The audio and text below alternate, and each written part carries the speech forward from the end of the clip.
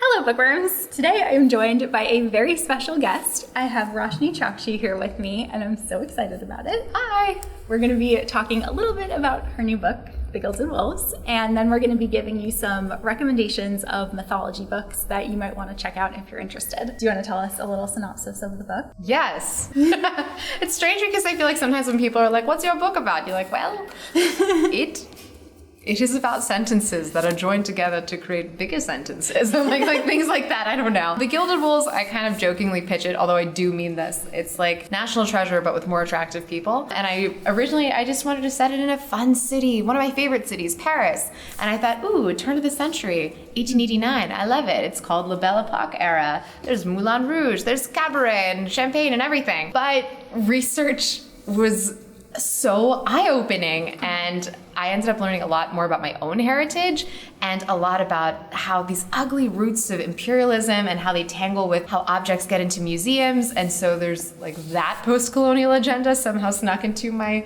National Treasure fiction. And It also kind of reminded me of Indiana Jones. Oh, yeah. And Six of Crows, too. Oh, I love all those things. They're great. Yeah, I mean, I've got such a soft spot for ensemble cast, right? Like, there's all those group dynamics. They're so much fun. You can always know, like, which one is you. And then they spawn all these memes of, like, that you send to your friends. It's like, LOL, that's you. Yeah. And you're just like, haha. So it was just a joy to get to know these characters. And Same. It was so eye-opening to understand like the world that they live in. It's an alternate Paris, and I just had a blast. So these are just nerdy treasure hunters trying their best, and I hope you love them as much as I do. If you had to pick a favorite character, which one would you pick? Oh, out of the group? Yeah. Oh no, I don't. They were all so good, so it's like thank tough you. to choose. I feel like Hypnos was the one who did not do what I thought he was going to do. He was very interesting. He was very interesting. He's ridiculous. I really love him, but I don't like him. You know what I mean? I don't like you, and I will not reward this behavior. But he was a delight to write, and just repeatedly pushed himself into the narrative when he wasn't supposed to be there. Like, go stand in the corner. No. So that's him. And Awesome. I love him. Yeah. My favorite was Enrique. Oh, I love him. He's the best too. He's like so sensitive and kind. I know. He's adorable, and he's like that friend who's like always like sending people articles from The Economist or the BBC, and he's like, "Did you know?" But not in a mansplaining way of, well, actually. He's just genuinely really excited about history, but nobody else cares. Just that's it. Oh well. All right, so if you have not yet purchased Gilded Wolves, you should definitely do so, and you should check to see if Roshani is touring in your city, and then you can go and get your book signed. It's exciting. So now we're going to move into the recommendations portion of the video. Do you want to recommend something first, or do you want me to go first? You go first. Okay. All right, so my first recommendation is the Sandman comic series by Neil Gaiman and various artists. The entire series is like the first comic series that I ever read that has never been able to be topped by anything else. It was... Have you read Saga? Yes. Okay. I still just really love Sandman. I love Sandman because too. it's like nostalgia. Like it was like my first like favorite. But the main character Dream, he's often referred to as Morpheus, who in mythology is the son of Hypnos, and he rules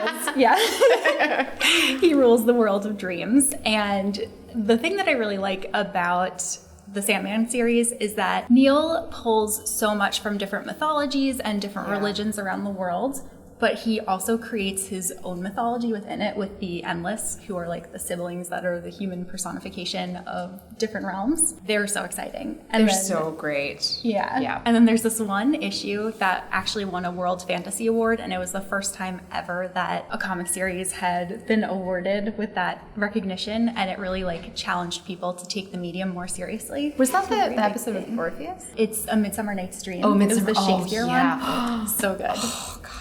And there's also an issue with Calliope, and there are 3 women who are probably the Furies. There's like so much in it. It's great. And if you've ever just been like, oh, a broody dream god king sounds like right up my alley. Like I completely agree. I'm just like, he's so angry and sad. I love it. It's great. Even the whole like arc of the story is kind of like a hero's journey. It's wonderful. It's wonderfully done. It's so like all about like identity and where's your place in society? And I think what I love about his work, and it's a question that I feel I often return to in my own stuff, is like the power of story and how story itself, I mean, history is a story. It's something written by the victors. Yes. And it's always a question of nuance and who's telling it to you. So I always think those kinds of things are super powerful. Me too. Yeah. When I was little, I read The Hounds of the Moor Again by Pat O'Shea. And I was like in 5th grade, and this was like a huge book. Have you ever read it? I haven't. I don't even know how to explain it. This kid finds a book in a bookstore in Ireland, and he like unleashes this monster snake thing that just obviously promises havoc everywhere. And he goes on this adventure with his sister, who was way too eloquent to be like 6 years old, but I didn't like care when I was 10. And they meet all these really cool gods and goddesses from Celtic mythology and all the monsters from there. They give them so much personality. So I think if you're a huge fan of like the Percy Jackson series and you love seeing mythology just refracted into different ways, that this is one of those really powerful nostalgic reads. I love this book. Really love it. I'm gonna have to check that out. My next recommendation is The City of Ras by S.A. Chakraborty. It's awesome. It is so good. I just read it recently and I really loved it. It is based in Islamic mythology, so it was very different from anything that I've ever read before. But The City of Ras is actually the title of one of the stories in the Arabian Nights. So there's all the kinds of things that you would expect in it, like flying carpets and lots of elemental magic, and even just like objects that hold jinns in their place and stuff. It was so good, and there was so much court intrigue and just the whole politics of the world and everything. It's a delicious read. Me. It's so good. I love it. Did you read the sequel yet? Not yet. I did. I loved it. I can't wait. I loved it. I was like, this is so good. Everything is just delicious. Actually, my second book recommendation is also Neil Gaiman from the first one, and it was American Gods. American Gods is such a fantastic celebration of world mythology and the point of myths themselves, which is always to explain the unexplainable. You know, their myths are comforting even when they're terrifying, because at least they make us feel less alone in the world, and there's something so powerful in that. I thought that one was really interesting too, because I loved the way that he brought like the old gods versus the new gods. Yes. It's so cool. It's great. Have you watched the television show yet? I have, and I think it's really beautifully self-indulgent. Like, it's gorgeous to watch. I'm obsessed with Brian Fuller. Hannibal, one of his other shows, is absolutely one of like my favorite shows ever, and it has that same beautiful atmosphere to it. But it was pretty slow, I will say that. But Andrew and I haven't had a chance to watch it yet, but I'm really excited to see what you think about it. The guy who plays Shadow, though, I mean, I would watch him do anything. I was like, you're so pretty. It doesn't really matter. So, yeah. My next recommendation is one that I haven't actually read yet, but it's on my TBR for this year because so many of my friends have recommended it to me, and you also just said how good it is, and that is Cersei by Madeline Miller. That's a retelling of Cersei from Greek mythology, and she gets banished to an island. I think it's Zeus that banishes her, and she runs into like lots of different creatures from mythology. I think she has a run-in with Icarus and Medea. Yeah. And there's someone else that I'm forgetting. There's all these people. Like it's so good. It's just like a read that you don't expect to end the way that it does. And it's so satisfying, and you're just going to like finish it and just like hit people with it, but like lovingly, just like read this book. So that's what my friends have been doing. Yeah. It's really good. So my last recommendation would be Fates and Furies by Lauren Groff. First of all, the cover is just stunning. I think that's when I first looked at it, I was like, oh, blue and feathers. Yeah. I love it. Yeah. And then I read it, and it's exactly what it sounds like. I mean, it's very loosely connected to mythology in the sense of it questions a lot about those personifications of anger, of madness, and also of story. And there's a lot of unreliable narration. Like, I would say it's a story of a marriage, but not the way that you think it will be. Yeah, that's what I was on. I like had the impression that it was of a marriage. I didn't realize that there was so much else. There was something like, there was something kind of a mythical tone to it. Like, you know, when you're reading old plays, they have like the chorus that's like, and Verona Fair, or whatever, like that line is, I can't remember. But I loved it. And the writing is just really something that sinks into your heart, and you just feel very shaken up when you finish. I loved it. Also, a lot of Roshani's other books are rooted in mythology. They are. You want to talk about any of those? Yeah, they're good. That's just kidding.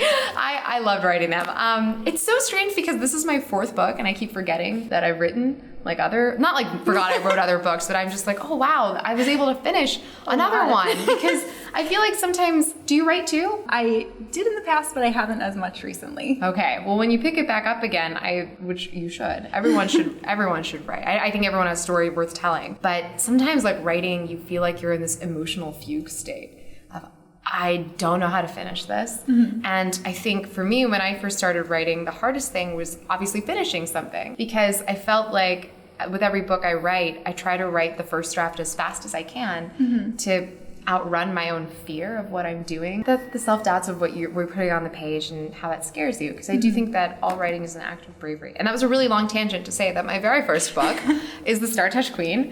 And it's inspired by Hades and Persephone and Hindu mythology. And also this one line that I heard when I was in high school. We read Paradise Lost. Have you read Paradise Lost? My brother has read that. Yeah. And he took like a whole class dissecting it, so I know a lot of it. It was such a strange read for me in the sense that I was really obsessed with it. I didn't think that I would just be like, oh no, like another old white man has written a thing that I must annotate and take. Yeah. But there's a line in Paradise Lost that I'm sure many people are familiar with. And it's talking about like the fall of Lucifer from heaven. The line is, I would rather reign in hell than serve in heaven. That's pretty good. No, I haven't. Really? Yeah. Oh, I feel like maybe it's just all the Tumblr accounts I follow. I'm just like, I see it everywhere. So that line, when I first read it at 16, I was like, whoa, oh my God. And my second thought was like, I bet this guy's really hot. Like, that's just like a broody, angsty thing to say. So it was my teacher who was like, take that line and apply it to a different myth. And so in my head, what my favorite thing about Hades and Persephone is it's an atmospheric thing. But I wanted to retell the story from the point of view of a girl who actively wants power, who actively thinks, maybe I would rather reign in hell than serve in heaven. And that was like the impetus behind that. And then a lot of my favorite Hindu myths found their way into that as well. And it became the story that it did. And it has a flesh-eating demon horse, which is my favorite. Yep. And that was really fun to write. And then A Crown of Wishes, which is about a magical tournament where the winner wins a wish. And if you're a fan of old movies, and if you like His Girl Friday, I think you will really enjoy this book. It was the most fun to write. And then I've written Arusha and the End of Time, which is book 1 of the Pandava series, and it's Sailor Moon meets Percy Jackson. The Sailor Moon got me immediately. It's like, yes. I love Sailor Moon. It was really fun to write because I genuinely just went back to all my old fan fiction and I was like, yes, all my self-insert stories where I discover my magical powers. And it was great. And I think that's like the really cool thing about writing all these stories is that they connect so much more to readers when it's clear that there's part of your soul in them. And so I think all of my books are certainly Horcruxes. And I'm very proud of that. Can't wait to live forever. Nice. Yeah. I like that. All right. So thank you so much for doing the video with me. Thanks for having me. Don't forget to pick up The Gilded Wolves if you haven't done so already. And we'll see you guys soon in a new video. Bye.